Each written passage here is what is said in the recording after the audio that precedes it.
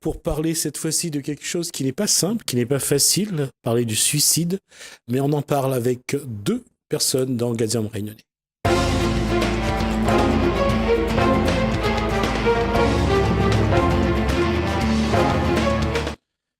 Christine Saminadin, SOS Solitude, présidente, bonsoir. Catherine. Oh, Catherine, moi j'aimais Christine. Catherine, comme quoi, même là, je ne dois pas faire confiance à personne.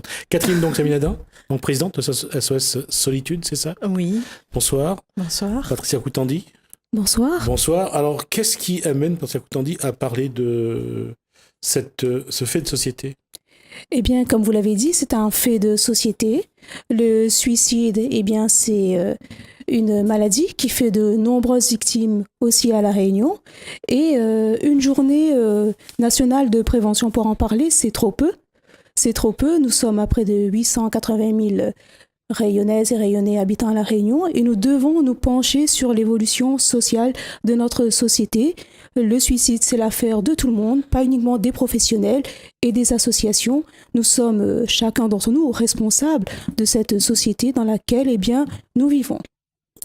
Catherine Saminadin, aujourd'hui, faut-il chercher les causes de ce qui amène le suicide ou essayer de voir qu'est-ce qui crée ces causes encore plus en amont? Les causes ont été déjà établies, identifiées, la solitude, la dépression, les maladies mentales, tout un tas de causes, facteurs de risque en fait. Il y a quand même une réalité, je veux dire, les gens sont de plus en plus fragiles, psychologiquement parlant, les maladies mentales sont de plus en plus visibles, on voit une société qui est de plus en plus malade. Et justement, lorsqu'on dit maladie mentale, est-ce que quelque part, c'est pas un petit peu comme si on disait qu'il faut traiter la planète entière, quoi? On parle plutôt de santé mentale, avec oui, des pathologies, mais après, il y a aussi la santé, le bien-être, la volonté d'aller bien. Certes, il y a des gens qui sont en souffrance à La Réunion, plus fragiles. Il y a aussi une espèce d'évolution aussi de la société réunionnaise qui crée aussi cette fragilité. Beaucoup de familles monoparentales, beaucoup d'illettrés à La Réunion, beaucoup de violence aussi intrafamiliale qui fait que ça fragilise les enfants et puis après les adultes. Est-ce qu'il y a un public plus, je dirais, exposé que d'autres? Chez les jeunes, le suicide, c'est la première cause de mortalité à La Réunion. Des jeunes de 15-24 ans. C'est la tranche d'âge qui tente plus ou qui meurt le plus? C'est la tranche d'âge qui fait le plus de tentatives de suicide et qui meurt aussi. Qui meurt aussi. Et on explique ça pourquoi? Comment? C'est la fragilité chez les adolescents en fait en mal-être parce que il y a un manque d'espoir, il y a un manque aussi de communication dans les familles, d'être compris en fait, de la compréhension et du coup ces jeunes ils se retrouvent démunis, pas compris. Aussi avec une éducation, on dit, où les parents sont un petit peu démissionnaires, ils savent pas comment faire. Tout ça amène une fragilité chez le jeune et il a moins ce côté famille qui le protège et voilà quoi. D'accord. C'est ça qu'autant dit sur les faits de société, sans vouloir tomber absolument dans la sociologie, qu'est-ce qui, au-delà des éléments que vient de dire Catherine Saminadin, quels sont les éléments qu'il faudrait mettre en exergue pour voir que, d'un point de vue sociologique, la société réunionnaise, elle n'évolue pas dans le bon sens, d'une part, mais aussi que le contexte économique, le contexte socio-économique a aussi un poids? Eh bien, tout à l'heure, on parlait avec d'autres invités. Vous avez la société de consommation qui exalte à une consommation plutôt qu'à la recherche de son identité. Nous avons les familles qui ont muté à La Réunion et ailleurs. Il y a des familles de plus en plus monoparentales. Il y a des familles qui sont aussi recomposées. Pour autant, les familles ne sont pas démissionnaires, mais nous devons, nous aussi, accompagner cette mutation. Il y a aussi ce qui se passe en milieu scolaire. Il y a le harcèlement à l'école, dont on ne parle pas suffisamment.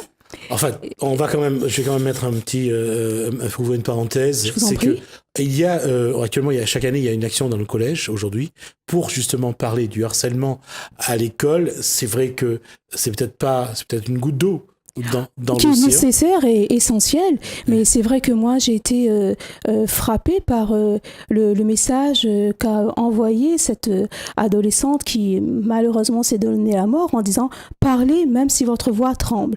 Et moi aujourd'hui je suis là pas pour culpabiliser la société, pas pour culpabiliser les parents, mais se dire qu'ils font un travail énorme auprès donc de leurs enfants, qui essaient quand même s'il y a des fractures sociales, même s'il y a de nouveaux invités dans nos familles, la télé, les portables, et bien les réseaux sociaux, qui continuent quand même à garder la connexion avec les enfants, c'est se dire, eh bien cette société elle est en train donc de muter. Il y a de nouveaux enjeux, il y a l'isolement qui se crée. Ce matin encore, j'ai entendu sur les ondes d'une radio quelqu'un qui est intervenu auprès d'une personne qui faisait une tentative de suicide sur le pont. Et donc, comment aujourd'hui nous accompagnons cette mutation sociale et comment chacun d'entre nous, nous pouvons être des veilleurs de vie. Et l'association SOS Solitude, lors de la journée de prévention, a mis en lumière une action, c'est le brevet de secours, c'est ça ? Alors nous, on a fait venir cette année un professeur de Lyon qui a développé le brevet de secourisme psychique, c'est-à-dire toute personne qui arrive sur le lieu d'une personne qui va sauter d'un pont ou qui fait une tentative de suicide, déjà de repérer, d'alerter, de voir les signes d'alerte et puis d'aller créer un contact avec la personne pour qu'elle reste en vie et reste en contact. Vous avez participé à ce stage, je suppose. J'ai été formée en métropole sur ce qui est le début du secourisme psychique, mais on va faire revenir le professeur Terra. Généralement, quand on parle du début, c'est la dépression. Quelqu'un qui est en crise suicidaire, en fait, elle est pas bien. Elle est en souffrance extrême, donc elle. Alors, quels sont les signes qu'on peut percevoir de l'extérieur ? Qu'est-ce que vous pouvez voir qui montre que cette personne est dans cet état d'esprit ? Une personne qui dit de toute façon, quand je serai plus là, vous serez mieux sans moi. Qui dit qui nous appelle au téléphone, qui nous dit j'ai envie de mourir. Je lui pose la question, vous voulez vous suicider? Et c'est là où peut-être ça fait le déclic. Et puis une personne qui range ses affaires, qui donne les affaires qui lui tiennent à cœur, tout ça. Et puis un comportement changeant aussi. C'est quelqu'un qui était très joyeux et qui devient tout d'un coup très calme, très déprimé. Et puis une personne qui était plutôt calme et tout d'un coup aussi devient très, très, très joyeux. On peut se poser la question, est-ce qu'il se passe quelque chose ? Là, on est sur un système on parle souvent, lorsqu'on parle de maladie mentale, là, on évoque plus des profils de bipolaires. Là. Pas forcément, c'est des gens de la vie de tous les jours. Il suffit qu'il y ait plusieurs... C'est un changement de comportement. Il y a plusieurs facteurs qui arrivent, un deuil, une rupture amoureuse, des violences aussi dans la jeunesse, ou voilà, qui font que tout d'un coup, il y a une convergence, il y a une convergence de tous ces facteurs-là qui fait que ça emmène une souffrance, une grande souffrance que la personne se dit, elle n'a plus le choix en fait, elle voit plus devant elle, elle n'a plus le regard de se dire mais j'ai un petit coin d'espoir. Et quand elle nous appelle sur notre dispositif, à ce moment-là, nous, on peut reconnecter la personne à la réalité. On lui pose la question, voulez-vous vous suicider ? Aussi direct que ça ? Directement, parce que ça fait un déclic. On peut passer, d'autres écoutants passent par, vous avez des idées suicidaires, est-ce que vous êtes déprimé, arriver à toutes ces questions, mais d'emblée, on peut la poser. Oui, on peut être direct. Donc, créer ce qu'on appelle un électrochoc. Un électrochoc, un déclic, et lui dire, voilà, nous, on est là, on vous écoute, on est là pour vous écouter, et on offre aussi à la personne ce sas de décompression, en fait. Parce qu'elle est tellement dans le guidon, on dit qu'elle ne voit pas. Et nous, on fait diminuer la pression et de reconnecter à à la vie. Changer son regard, hein, ne serait-ce qu'un moment. C'est ça qui... lui montrer que tout n'est pas gris ou noir, mais il peut y avoir des moments de couleurs différentes. Des Voilà, couleurs plus, oui, et un petit des couleurs moment, de la vie. on le raccroche, et puis il suffit de trouver une petite astuce, dire, ben, vous avez pensé à vous coiffer aujourd'hui, à D'accord. retravailler sur l'estime de soi, un petit court d'instant, et puis après, ça repart. Et à la fin de la conversation, peut-être des fois, on peut avoir un petit sourire et dire, et la personne me dit, ben, merci madame de m'avoir écouté. Parce que c'est l'écoute, en fait. C'est que la personne est tellement dans sa souffrance qu'elle ne voit plus. Elle ne voit plus. Et nous, notre rôle, même le rôle de toute personne, je veux dire, au quotidien, c'est de dire, ben, chaque personne, ben, tu es important pour moi. Tu es important. Et tu es dans ma tête. Et donc, si je te vois pas bien, ben, je vais lui dire, ben, je suis inquiète pour toi, je vois que tu n'es pas bien. Est-ce que je peux faire quelque chose ? Parfois, la télé, ça fait sourire, mais pour ceux qui se rappellent encore de cette pièce ou de ce film, le Père Noël est une ordure, et le SE Études, c'est à chaque fois d'entendre dire votre appel est important pour nous. C'est toujours cette valorisation de la personne à l'autre bout du fil. Et ça, quand vous êtes prêts à tout entendre? Ah, on est Vous les écoutants, vous êtes formés pour ça? On est formé, mais après, il y a des choses où peut-être ça peut faire écho à notre propre histoire, et donc on peut passer la main aussi. On est des humains, on n'est pas des super-héros, on est des humains, et on parle à d'autres personnes comme nous. Et quand ça nous touche trop, on préfère dire, ben là, ça me touche trop, est-ce que vous pourriez rappeler sur un autre créneau, et puis ça se fait. Hein. D'accord. Autant dit la démarche de dire que aujourd'hui le suicide est quelque chose de très présent, que les souffrances sont là. Qu'est-ce qu'il faudrait que les pouvoirs publics, les politiques puissent apporter pour que demain il y ait, je dirais, un regard différent sur cette maladie mentale? Alors, ce que j'ai vu, moi, dans la communication, des associations, mais aussi dans la communication de l'hôpital Les Flamboyants, par lui, donc son directeur, c'est le manque de moyens. Donc, déjà, qu'il y ait plus de moyens qui soient alloués aux personnes qui œuvrent sur cette thématique-là. Mais aussi, il y a vraiment un tabou à transgresser. Aujourd'hui, nous parlons dans les contrats locaux, dans le contrat local de santé, dans les contrats locaux de santé, on va parler d'addiction, c'est très important. Hein. Il ne s'agit pas d'avoir une approche concurrentielle des maladies, mais une approche complémentaire. On va parler d'hypertension, on va parler du diabète, on va parler de l'accident vasculaire cérébral.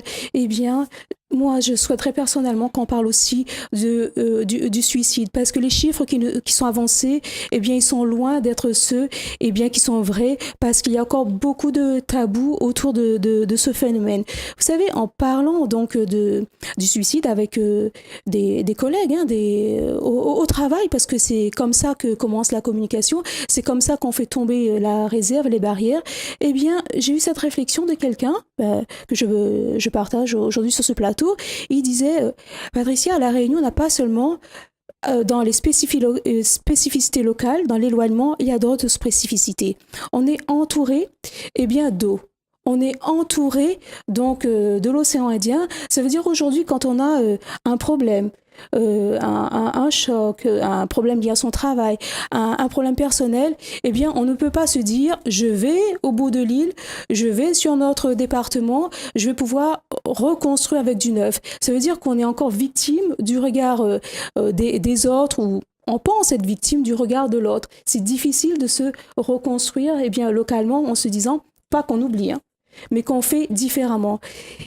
Ce qui veut dire que ce phénomène, ce problème qui est concentré encore localement, on doit continuer à en parler, et il doit trouver sa place dans la signature des contrats locaux de santé publique. Il doit vraiment avoir une place primordiale dans le plan régional de santé, ne serait-ce pour que les familles sortent d'une certaine réserve et puissent en parler et qu'on ait d'abord les vrais chiffres. C'est un indicateur qui est très important pour que les professionnels, mais aussi les associations, puissent travailler et avoir les moyens pour agir. Et sur cette question, Catherine Saminana, aujourd'hui, est-ce qu'on essaye de vous apporter un peu plus de moyens ou c'est toujours comme pour partout, on vous donne le moins possible et on vous dit toujours d'en faire plus? Nous, on est subventionné par l'ARS, donc on a aussi une démarche suivie de l'ARS pour mettre en place association, quelques ateliers de communication pour travailler le bien-être chez les adolescents. On a ce dispositif téléphonique qui permet d'écouter les gens en souffrance, mais pas que les gens en solitude. Parce que la solitude, c'est avant la dépression, quand elle est mal vécue, et puis ce manque de compréhension aussi des gens. Les gens se disent, mais je suis entourée, hein, j'ai des gens dans ma famille, mais je ne peux pas en parler. J'aime rappeler cette phrase de Robin Williams qui s'est suicidé. Lui, il disait toujours, la solitude, ce n'est pas d'être seul. La solitude, c'est d'être seul lorsqu'on est entouré. Mais nous, on lutte contre cette solitude et on apporte cette écoute bienveillante aux gens et pour leur dire, on est là, on est présent en fait, appelez-nous et on vous écoute. Et vous êtes important, vous êtes surtout important. Il y a une évolution du nombre d'appels aujourd'hui. Ça se sent que le public, les personnes qui ont besoin d'un soutien, d'un suivi, ce chiffre augmente. Les personnes, oui, ils appellent plus souvent parce que aussi on communique au niveau des médias, on communique sur notre dispositif et on communique sur le recrutement des bénévoles. Et à ce moment-là aussi, on a des appels de personnes qui se disent, finalement, je peux appeler quelqu'un, je peux en parler, je peux aussi l'écoutant est anonyme, donc.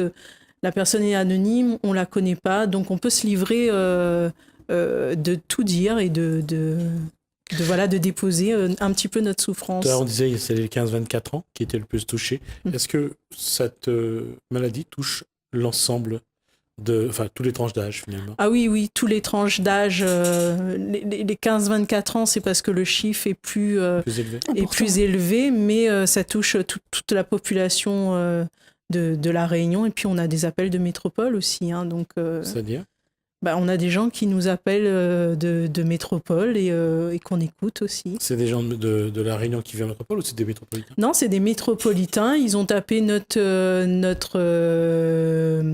association ils ont tapé Solitude et après ils tombent sur notre numéro et puis ils nous appellent et puis on les écoute. Donc, vous arrivez aussi à les accompagner, nous, en fait, on écoute et on n'est pas dans le soin.